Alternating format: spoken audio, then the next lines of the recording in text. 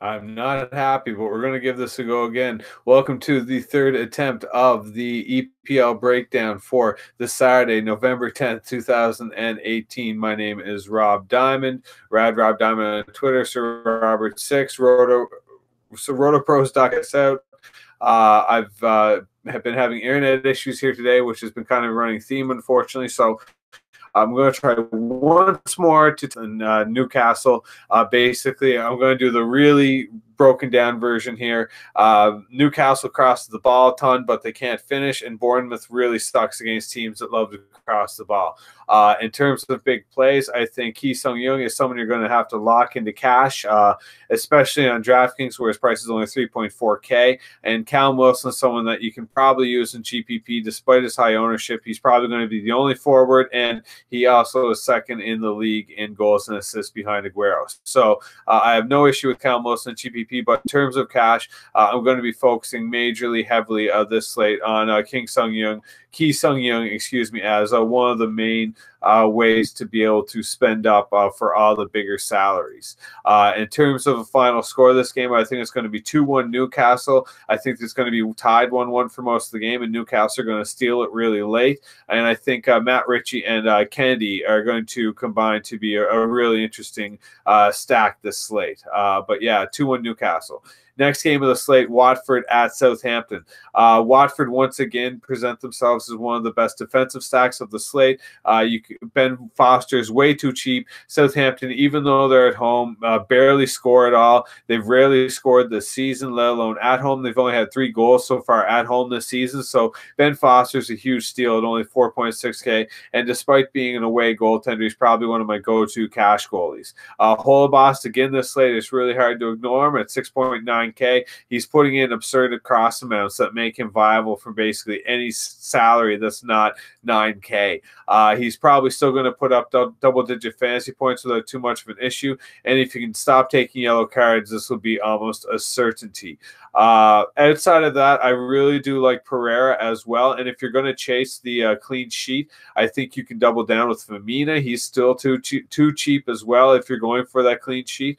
But yeah, in terms of the cash, I think going Key, Jose, and Ben Foster is a really solid way. I would fade everyone else in Watford just because their minutes are atrocious and they're all likely to come off the field at some point and not produce enough in cash nor at all in GPP. In terms of Southampton, they do have a couple sneaky plays like El Nasi. If you could get 90 minutes, he would be interesting, but without those 90 minutes, I'm not really interested. And other than that, Southampton really don't have anything to offer because they aren't scoring goals and they aren't winning games. So yeah, I think we can look at a simple 2-0 Watford win here, and Pereira with either goal or assist or 2 goals. I think he makes for a really sharp play this slate.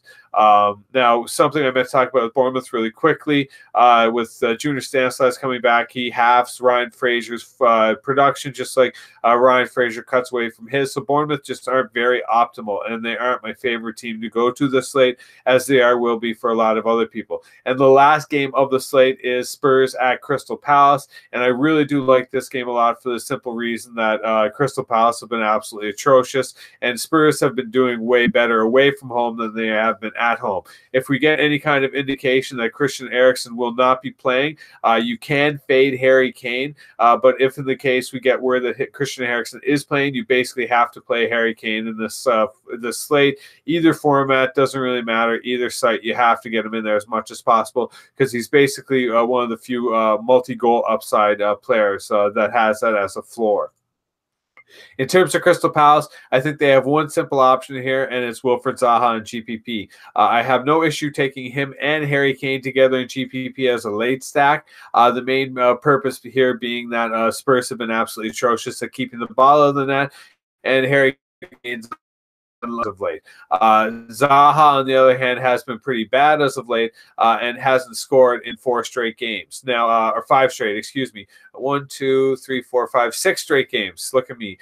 So one of my main concerns is that he isn't really doing much outside of the shooting. He doesn't really have much of a floor, so you can't rely on a GPP at all. But Crystal Palace, like I said, have been so bad at keeping the ball other than that, and they have been all season, that you really can rely on Wilfred Zaha to potentially show up in a GPP setting here. Other than that, for Crystal Palace, there isn't really too much I like. In particular, I think if Eriksen's out, you can use Wayne Hennessy as either a low flyer in cash or a GPP, a real low scoring, looking for a low scoring game. But outside of that, I think taking Foster on DraftKings is really the way to go this slate in cash because it works with Holebas. Now, one of the main debates here this slate is going to be Trippier and Holebas and the ability either to get them both or one or the other with Harry Kane. It's not an easy task to do, especially if you're looking to spend up in any way on defense. This basically cuts you out for the rest of the trip. Now, you could drop down to some weird stuff like a center back that I was talking about in the Burnley-Leicester game in the first video that cut out.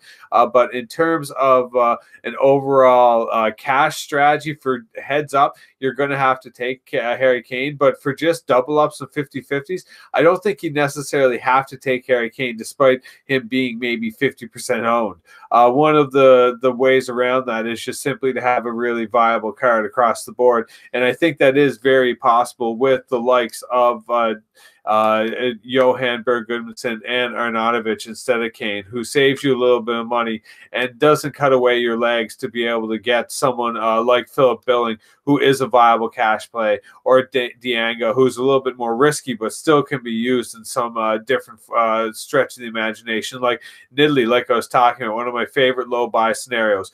Majorly this slate, I think one of the major strategies for me is to spend down at midfield. I think especially with potentially Eriksen being out and Madison being out for sure, this is a situation where we can just necessarily look away from the big salaries. Now, that isn't to say in GPP you want to fade like someone like Felipe Anderson. You definitely want in GPP. He has tons of upside. But in terms of cash, there's not necessarily a lot of reason to spend up that much when you can just simply go something way cheaper. Even Callum Wilson, the 7.7K is tons of space left to do whatever you want. You can even get some other Spurs players that will no doubt be in the game. So yeah, that is really my takes. I'm going to say for the final game, 4-0 Spurs. I think Palace have been absolutely atrocious, and Harry Kane's probably going to get a hat trick. So yeah, I really like Harry Kane. I think he's a must-have. But if Eriksen's not playing, you can safely fade. You can safely fade him, Harry Kane. That is. But again, that's going to be something you're going to have to find out more towards the pre-lock, because there's not many pivots available to kind of move outside of Eriksen not starting, and then you want to get rid of Harry Kane. Well, it's like now you have 8 extra K to spend because you just had to drop 2 players. So yeah, maybe not the best idea for cash, but for GPP and a heads up, you're going to have to go some sort of Harry Kane route no matter what, just to make sure you block everyone that else that may have them. So I apologize for the internet issues. Thanks for tuning in for the second video. My name is Rob Diamond, Rad Rob Diamond on Twitter, Sir Robert 6 on the main sites. Like, subscribe, and make sure to check us out at RotoPros.com. Our articles are free, so by all means, jump over there, give them a read, hit the articles tab at the top right-hand corner, and you can scroll down, and you'll see my article for soccer, which should be up within the next hour or so. So thanks a lot for tuning in, everyone. Take care. Good luck this weekend. Much love.